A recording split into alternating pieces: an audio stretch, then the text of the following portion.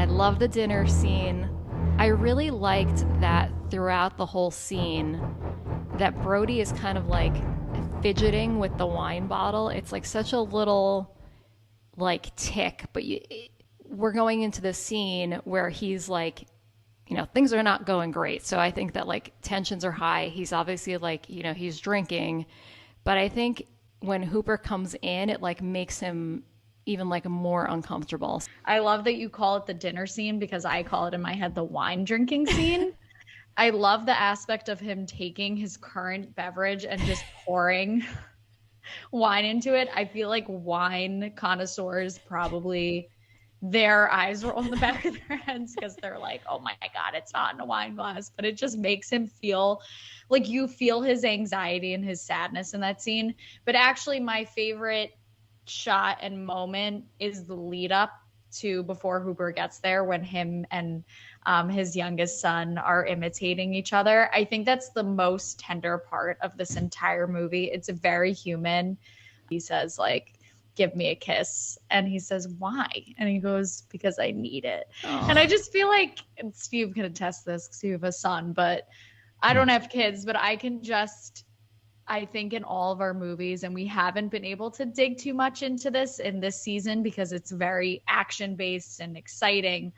But I always love when filmmakers and writers are able to create characters and moments that are so human, of like, he is so stressed out about the situation that he's in, and he's telling his maybe 3-year-old kid, like, I need love and attention right now from you. More of just like a snapshot moment.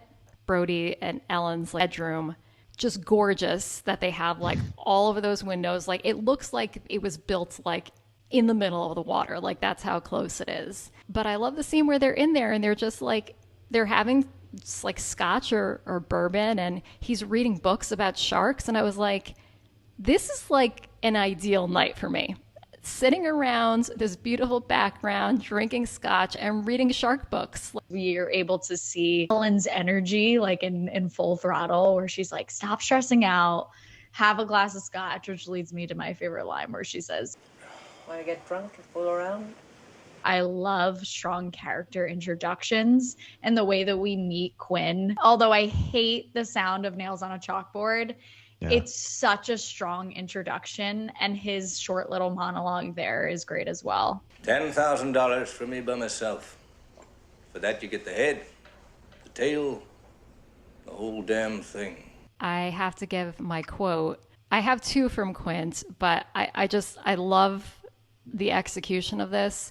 He says, cage goes in the water, you go in the water, sharks in the water. And then he starts singing his like farewell song. Farewell and adieu to you fair Spanish ladies. Farewell and adieu, you ladies of Spain. It could not be executed more perfectly.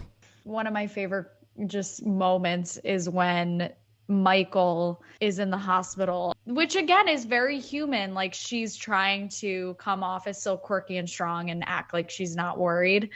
But she's like, want me to bring anything from home? My cars. Your cars. What about ice cream? Coffee. Coffee. The scene inside of the boat when the three of them are together, sharing scars and things like that they've gotten from shark bites and whatever else. And it becomes very clear that Quint was on the USS Indianapolis, the ship that I believe carried the Hiroshima bomb. So Quint's speech, I think, where he tells Hooper and Brody basically what happened. What happened? Japanese submarine slammed 2 torpedoes into our side, Chief.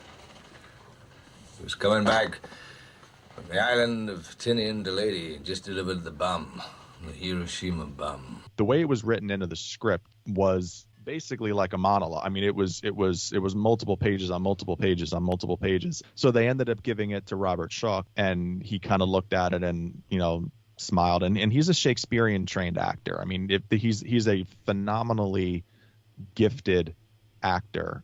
I think he had it for a night, and he came back the next morning and was like, I think I got it down. And they did it in one take.